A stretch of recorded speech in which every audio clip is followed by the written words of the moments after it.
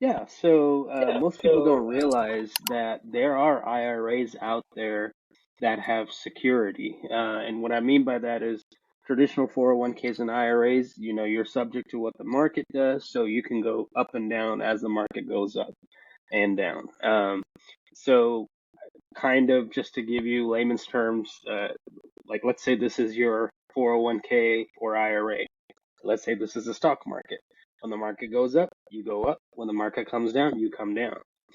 With these secure accounts, the difference is when the market goes up, you go up. When the market comes down, you plateau. Now, when the market comes up, you're growing from where you plateaued. So you're never actually losing any money, but you're also locking in the gains that you do get. And of course, these are IRAs, just like your traditional 401k or IRA, but you have the differences. You have the protection from the downturns. That's the basics Absolutely. of it. Perfect. And why don't you go ahead and expand onto like when this would ever make sense for somebody? Why would somebody ever look to this and kind of go deeper for us? Yeah, as you all know, our podcast is all about wealth building, right? We talk about passive income, different things like that. But these accounts might be for you if you're not wanting to go the passive income route, or if you're the type that likes the job you're working at and you want to work there forever, or something like that, or you want to do the traditional route of working till 65 and retiring after that. These are perfect for those because in a traditional retirement plan like your 401k or an IRA or even a Roth, your money's not protected because, in a 10-year period, we have 2 to 3 years where the market does down. So overall, you're okay because you have 7 to 8 years where the market's up. But anytime the market goes up and down, you are subject to those ups and downs too. In these secure accounts, though, you never take a hit when the market goes down.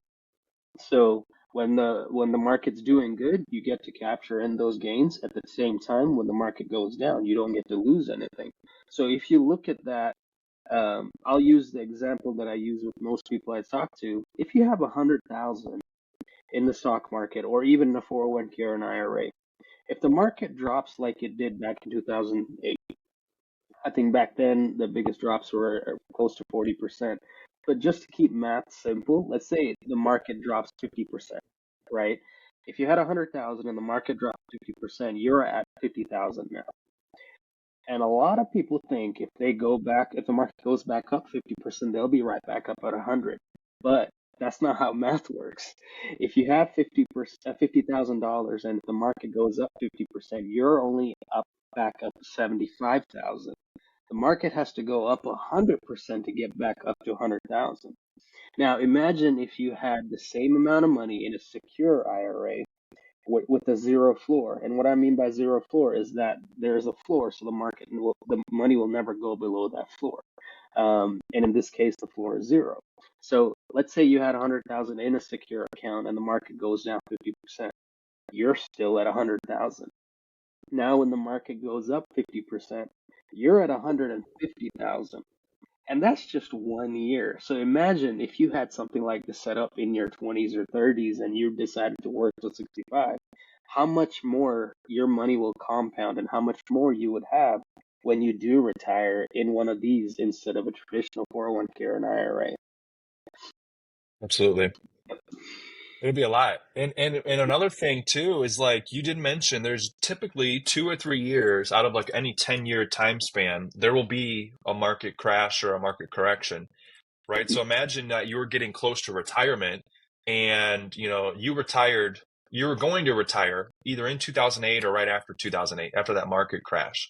You could have just lost 40% of your entire retirement savings if you Hmm. weren't, properly protected or you had the proper diversification amongst Yep. your portfolio. So these secure retirement accounts give you an option to not only protect you from the downside of the market, but still get market like returns, right? Yep. What you mentioned people losing money, I think I've talked to so many people back in 22 and 23, especially 22, that lost almost between 20 and 30% of their assets. The biggest one that I talked to, a guy, he was in his late 30s. He worked for the government, so he made some really good money. But he, back in, it was around January, February of 2022, he had lost over 400,000 in his 401k, which is crazy. But like I said, he's in his late 30s. He works a great job, and he can go up in his income, and he's got time for the market to come back up. But imagine if you were 65 and you lost 400,000 in your 401k. That's crazy. When Yeah. you're in your mid 50s and older, you don't want to worry about taking those risks. You want to be protected, especially if you have a 401k or an IRA. You work so hard to build that account up. Now you want to manage it and protect it instead of having to take more risks. When you're younger, those risks don't matter as much because you have time. When you're Yeah. older, you don't have that time. You can't go back and redo that. So, yeah. And then you're either waiting for the market to get back to the point where it was before the crash, Hmm. right? Which we talked about. If a 40% crash, you would need, I guess with the 50% crash, you would need a 100% rate of return. With the Hmm. 40% crash, I don't know the exact math, but it's probably an 80% return you would need to get Probably. back to break even. So that just extends out, when you can retire, and Hmm. or it may keep you working, right? You may never have a Yeah. chance to retire depending on what happens. And those are the risks that come with, as you get closer to retirement. And it depends on, yeah, how much you've saved up, but you should determine what amount should be protected from the market, you Hmm. know? Do Yep. you have any like ways or ideas behind like how much people should protect, or is it really more based on like what their viewpoint of the market is, what their concerns are? How do Yeah. you determine that? It really depends on their goals and how much of a risk taker they are. If they're more of a risk taker, they probably don't need to protect as much. But like I mentioned before, as you get older, you want to think about protecting more of your assets because if you're not protecting anything and you're in your 60s, what are you going to live off of, right? Yeah, Unless you have passive income. That's why we push passive income. But if you're wanting to do the traditional route, the older you get, you want to start thinking more of, okay, we want to put more toward the protected side. That way, let's say you're in your 50s and you have 50% of your assets in a secure account and then the rest in stocks or whatever that is subject to market. Now, if the market tanks, at least 50% of your asset is protected. You don't yeah, have to worry about that coming back up instead of all 100% being in the market where you're now you like you mentioned before, you're either having to work longer than you plan to or you're having to go back to work from retirement because all your money just vanished, right? yeah. And you only get one shot at retirement. There isn't a retirement do-over because your do-over Yep. is meaning you're going back to work or moving in with your kids and having to live with Yep. them. Yep. So if you have kids, I guess. Yeah. And then with that, we had talked about before, I believe, on a podcast like personal pension accounts and what Hmm. happened to the pensions. And a personal pension is another form of one of these secure accounts. So do you want to break that down for us? Because this may be something that's beneficial to people that are in their maybe 30s and 40s that are, Hmm. maybe 20 plus years from retirement. But what would something like this look for someone like that? Yeah, so I'll briefly cover a little bit of the history of back of that. That way it makes more sense. So, if you remember, most of our grandparents or they all had pension plans, right? And the thing with the pension plans were they were amazing for the employees because it was think about it, guaranteed lifetime income, and a lot of these pension plans had health benefits, so you didn't have to get health insurance because it provided it. It wasn't the best for employers because they had to provide guaranteed income for life. So Hmm. back when the 401ks and IRAs came out in the 70s, it was back when taxes were in the 60, 70 percentile. Could you imagine paying 60 to 70% of your income to taxes? That's crazy, right? Yeah. So that's why they came out with the 401ks and IRAs because those are just tax codes to defer tax. So the whole point was to, okay, let's put most of our money into these tax deferred accounts. That way, once taxes come down, now when we access that money, we're not paying as much in taxes. So it made perfect sense back then. And the thing was, they were supposed to go away with it after taxes came back down and only use it when taxes were high.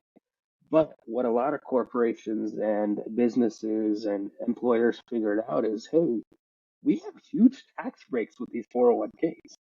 And think about it, pros and cons. If you think about pros and cons with pension plans, you had guaranteed lifetime income, you had market protection, you didn't have to worry about, some of them had fees, some didn't have fees, but it wasn't varying like 401ks and stuff like that. And for the cons for the employer, they had to pay guaranteed income for life, right? If you think about 401ks and IRAs, pros and cons. Cons are you're not protected from the market. Fees can vary depending on who you have it managing with, and a lot of times it's percentage. So the higher your account becomes, the more your fees are, which a lot of people don't realize. 1% of 100,000 is 1,000, but 1% of a million is a lot more than 1,000. So the higher your account becomes, your percentage, it seems like it's a lot more, even though it stays the same. The amount is a lot more. Uh, and not only that, you can't, with traditional 401ks and IRAs, you can't touch till you're 59 and a half without a penalty. And it's similar with these secure accounts. It's tax deferred, so you can't touch it till you're 59 and a half. But some of these companies will allow you to access up to 10, 20% sometimes for emergencies and stuff like that. It just depends on how it's set up. That's where we can specialize in helping you setting up the right way and stuff like that. And we've also talked about in a previous episode how there's tax-free secure accounts, which we can elaborate on that on a different episode. On those, you don't have to wait till 59 and a half because it is tax-free. But yeah, and so if you think about these secure accounts, it works a lot like those pension plans because you can have that guaranteed lifetime income when you want to turn that income part on. You have the market protection, so you don't have to worry about ever losing money. But the difference between these accounts and those old pension plans is you have a lot more potential for growth. Because back in the day, the pension plans were not based on the market. It was just money you put in. You might get a percentage growth. It was like a fixed percentage sometimes. But with these secure accounts, you could still tie it to the S&P 500, so you could get really good growth. So the growth is better, and you have, whenever you want to turn on the income, you can turn on the guaranteed income. And some of these accounts have fees, some don't have fees. Of course, if there's a fee, there's some type of value they're providing to, um, which is, it just depends on your goals. Whatever your goal is, we can design these according to your goal. Sure. And I think like most of, our podcasts, when we're talking about these different options, obviously there's going to be a one size fits all. Obviously, everything in the financial world is going to have some pros, some cons on it. And it's really just about determining and figuring out which one is the best for you and your goals, your time horizon, what you've already saved up and invested versus what you can save and invest for the future. There's so many different um, areas to analyze when we're working one-on-one with our clients to determine, okay, what makes the most sense for you based on where you're at and where you want to go. And that's what any good, independent financial planner, financial advisor will do for you is figure out, hey, where are you at? Where do you want to go? And, how do you want to get there? Do you want to take some risks? Do you want to be more conservative? Do you want to retire sooner? Do you want to retire later? And those are all things that factor into which of these secure retirement accounts or, which, when we're talking about wealth building, which route to go and investing in real estate, which route should you go? It's all dependent on all of these little factors and stuff, So Renji, is there anything else you want to kind of wrap us up with for today's show? Yeah, like we said before, we recommend passive income route no matter what. But for those people that don't want to get into passive income and just likes what they're doing work-wise and want to retire traditionally by in their 60s and stuff like that, and these go back to the Dave Ramsey followers we talked about in the past. If you want to retire like that, these are the perfect ones accounts for those people because imagine your money into where you're putting in like 15% or 20% or whatever into traditional retirement plans, but it's not protected.